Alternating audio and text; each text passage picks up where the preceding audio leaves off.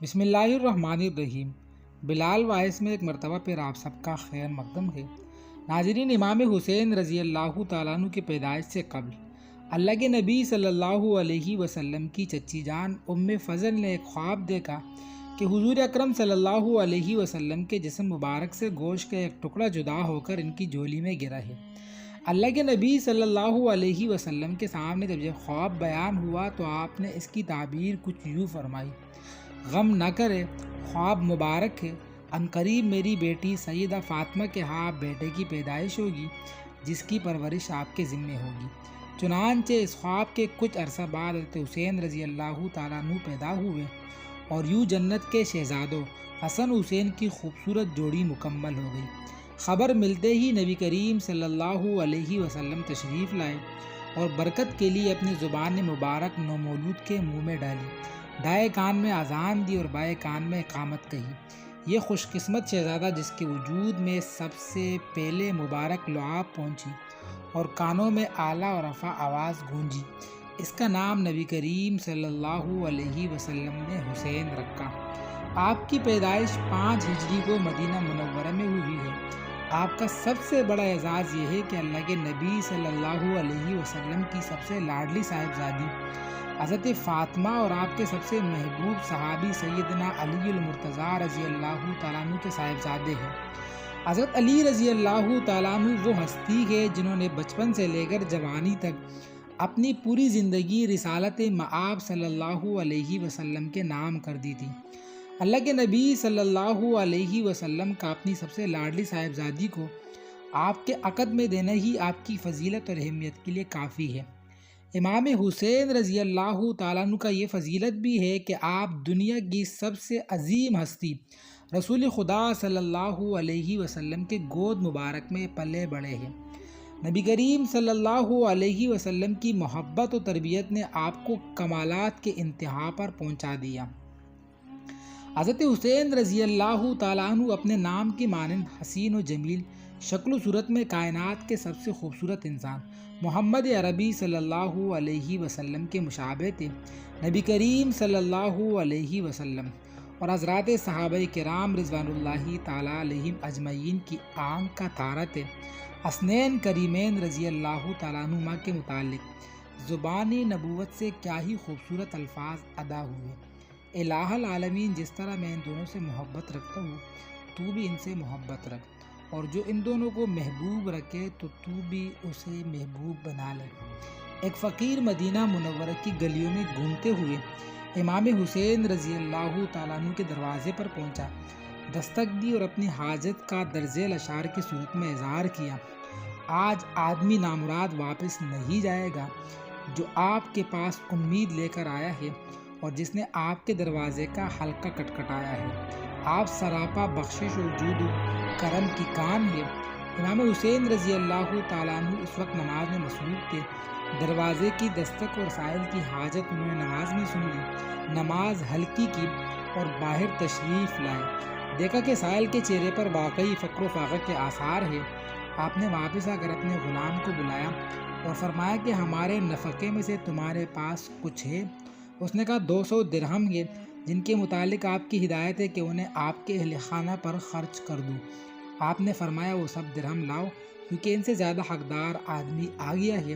یعنی پھر ان دراہم کو پکڑ کر باہر نکلے اور انہیں اس سائل کے حوالے کر دیا۔ حضرت ابو ہریرہ رضی اللہ تعالیٰ عنہ اللہ کے نبی صلی اللہ علیہ وسلم کے مشہور صحابی ہے۔ آپ ارشاد فرماتے ہیں کہ میں نے اللہ کے نبی صلی اللہ علیہ وسلم کو دیکھا کہ وہ امام حسین کے لعاب دہن کو اس طرح چوستے ہیں جیسے کہ آدمی کھجور چوستا ہے۔ امام حسین رضی اللہ تعالیٰ عنہ ہر قسم کے اعلیٰ انسانی اخلاق و اقدار سے متصف تھے، چنانچہ خدا تعالیٰ نے آپ کو سخاوت، بہادری، صلہ رحمی اور ہمہ نوع کی انسانی خوبیوں سے نوازا تھا۔ آپ انتہا درجے کے خدا ترس انسان تھے۔ ایک دن حضرت امام حسین رضی اللہ تعالیٰ عنہ نے دیکھا کہ کئی بچے مل کر روٹی کا ایک ٹکڑا بانٹ کر کھا رہے ہیں۔ ان بچوں نے امام سے بھی درخواست کی کہ آپ بھی اس روٹی میں سے کچھ کھا لیں۔ آپ نے بچوں کی بات مان لی اور ان کی روٹی کے ٹکڑے میں سے کچھ کھا لیا۔ اس کے بعد آپ ان سب کو اپنے گھر لے کر آئے، انہیں کھانا کھلائے اور نئے کپڑے پہنائے۔ اس کے بعد آپ نے یہ ارشاد فرمایا کہ یہ مجھ سے زیادہ سخی ہے کیونکہ انہوں نے اپنا سب کچھ بخش دیا تھا، لیکن میں نے اپنے مال میں سے کچھ حصہ دیا ہے۔ اکابر صحابہ تو اکابر تھے۔ حضرت حسین رضی اللہ تعالیٰ عنہ ایک عام آدمی سے بھی نہایت شرافت و عزت سے پیش آتے۔ چنانچہ ایک بار آپ نے ایک بڑی عمر کے دیہاتی کو دیکھا کہ اس نے جلدی سے وضو کیا اور نماز بھی اتنی ہی جلدی سے ادا کی۔ آپ نے دیہاتی سے فرمایا، ہم نوجوان اور آپ عمر رسیدہ ہے، میں آپ کے سامنے وضو کر کے نماز پڑھتا ہوں، اگر کہیں کوئی بات خلاف سنت ہو تو ہمیں تنبیہ فرمائے۔ آپ نے سنت کے مطابق وضو کیا، خشوع اور خضوع کے ساتھ نماز ادا کی، جس کی وجہ سے اس بزرگ کو اپنی غلطی کا احساس ہوا۔ اس سے ہمیں بڑوں کا احترام کا سبق ملتا ہے۔ امام حسین رضی اللہ تعالیٰ عنہ کے مقام و مرتبے کا اس سے بھی اندازہ لگایا جا سکتا ہے کہ اللہ کے نبی صلی اللہ علیہ وسلم کے دنیا سے پردہ فرمانے کے بعد کبار صحابہ کرام رضوان اللہ تعالیٰ علیہم اجمعین آپ کا کس طرح خیال رکھتے تھے، اس کی چند مثالیں ملاحظہ فرمائیے۔ حضرت ابوبکر صدیق رضی اللہ تعالیٰ عنہ نے ارشاد فرمایا، اللہ کی قسم اپنے اقربا سے صلہ رحمی کی نسبت مجھے یہ بات کہیں زیادہ عزیز ہے کہ میں آپ صلی اللہ علیہ وسلم کے اقربا سے صلہ رحمی کروں۔ حضرت ابوبکر صدیق رضی اللہ تعالیٰ عنہ کے دور میں ہیرا علاقہ فتح ہوا تو ایک بہت خوبصورت اور قیمتی چادر مال غنیمت میں آئی۔ آپ نے وہ چادر حضرت حسین کو دی کہ شہزادے کے ساتھ اچھی لگتی ہے۔ حضرت عمر فاروق رضی اللہ تعالیٰ عنہ نے بدری اصحاب کے برابر دونوں بھائیوں کے وظائف مقرر کیے۔ دین نے جس چیز سے نہیں روکا اور اجازت دی، خلفائے ثلاثہ نے اس مقدس گھرانے کے ایک ایک فرد بالخصوص ان شہزادوں کے ساتھ محبت و مودت، جود و سخاوت میں انتہا کر دی، اور جس سے نبی کریم صلی اللہ علیہ وسلم نے منع فرمایا تو پھر اس مقدس گھرانے کے تقدس کو دبا لگنا بھی گوارا نہ کیا۔ حضرت عمر فاروق رضی اللہ تعالیٰ عنہ کے زمانے میں یمن سے کچھ کپڑے آئے تو کوئی کپڑا حسنین کریمین کے ناپ کے مطابق پورا نہیں آیا۔ آپ غمگین ہو گئے اور فوراً ناپ یمن بھجوا کر نئے جوڑے تیار کروائے، اور جب انہوں نے پہنے تو فرمایا، شکر ہے اس اللہ کا جس نے میرا دل ٹھنڈا کیا ہے۔ حضرت عثمان غنی رضی اللہ تعالیٰ عنہ ایک روز خطبہ دے رہے تھے تو حدیث پڑھ کر آپ نے دونوں صاحبزادوں کی طرف اشارہ کیا اور فرمایا، جو شخص رسول اللہ صلی اللہ علیہ وسلم سے محبت رکھتا ہے، اس کا فرض ہے کہ وہ ان سے بھی محبت رکھے اور ان کے درجات پہچانے۔ حضرت عثمان غنی رضی اللہ تعالیٰ عنہ سے محبت کا حق بھی حسن حسین نے ادا کیا۔ باغیوں نے جب خلیفہ رسول کے گھر کا محاصرہ کیا تو دروازے پر پہرہ دیا۔ حضرت حسن رضی اللہ تعالیٰ عنہ ایک تیر سے بھی زخمی ہوئے، پر باغیوں کو سامنے سے اندر نہ جانے دیا۔ حضرت عبداللہ بن عباس رضی اللہ تعالیٰ عنہما حضرت حسنین رضی اللہ تعالیٰ عنہما کے گھوڑے کی رکاب پکڑتے تھے۔ کبھی کسی نے کہا کہ آپ علم و عمل میں زیادہ اور بزرگ ہیں، کہا میرے لیے تو یہ سعادت کی بات ہے۔ حضرت عبداللہ بن زبیر رضی اللہ تعالیٰ عنہما نے حضرت حسین رضی اللہ تعالیٰ عنہ کی خاطر لڑنے مرنے پر تیار ہو جاتے۔ سیدنا بلال رضی اللہ تعالیٰ عنہ نے حضرت حسنین کریمین کی فرمائش پر ہی بعد از وصال نبوی اذان دی۔ اپنے والد حضرت علی کے دور خلافت میں حکومتی معاملات میں ہاتھ بٹایا کرتے اور ان کے ساتھ جنگوں میں بھی حصہ لیتے۔ ان کے بعد اپنے چہیدے بھائی حضرت حسن رضی اللہ تعالیٰ عنہ کے ساتھ بھی معاون رہے۔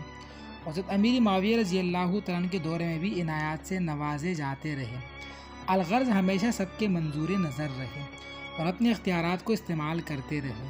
ایک دفعہ حضرت امیر معاویہ رضی اللہ تعالیٰ عنہ کو کسی امیر سلطنت کی طرف سے بھیجا جانے والا سامان مدینہ کے پاس سے گزرا تو حضرت حسین رضی اللہ تعالیٰ عنہ نے 10 اونٹوں سے سامان اتروا کر پاس رکھ لیا اور پیغام بھجوایا کہ اپنا حق وصول کر لیا، البتہ کچھ باقی ہے۔ مال کے حاصل کرنے کا یہ مطلب نہیں کہ جمع کرتے تھے، بلکہ مدینہ کے سب سے زیادہ سخی انسان کا پوچھا جاتا تھا تو آپ ہی کا نام لیا جاتا تھا۔ اللہ کے راہ میں اتنا خرچ کرتے کہ اکثر مقروض ہو جاتے۔ حسن سلوک ایسا کہ بے مثال۔ ایک دفعہ ایک خادمہ سے کچھ خطا ہو گئی تو اس نے گھبرا کر یہ آیات پڑھی کہ غصہ کو پینے والے کو اللہ پسند کرتے ہیں۔ آپ نے فوراً معاف کر دیا اور درگزر فرمایا، اور صرف اتنا ہی نہیں بلکہ اسے آزاد کر دیا۔ یتیموں اور بیواؤں کا اتنا خیال رکھتے کہ بوقت شہادت آپ کی پشت مبارک پر بہت زیادہ نشان تھے۔ حضرت زین العابدین سے پوچھا گیا تو فرمایا کہ یہ اس سامان کو اٹھانے کے نشان ہے جو آپ اپنی پشت پر لاد کر بیوہ یتیم بچوں اور فقراء اور مساکین کی مدد کیا کرتے تھے۔ اللہ تعالیٰ ہمیں حضرت حسین رضی اللہ تعالیٰ عنہ کے نقش قدم پر چلنے کی توفیق عطا فرمائے۔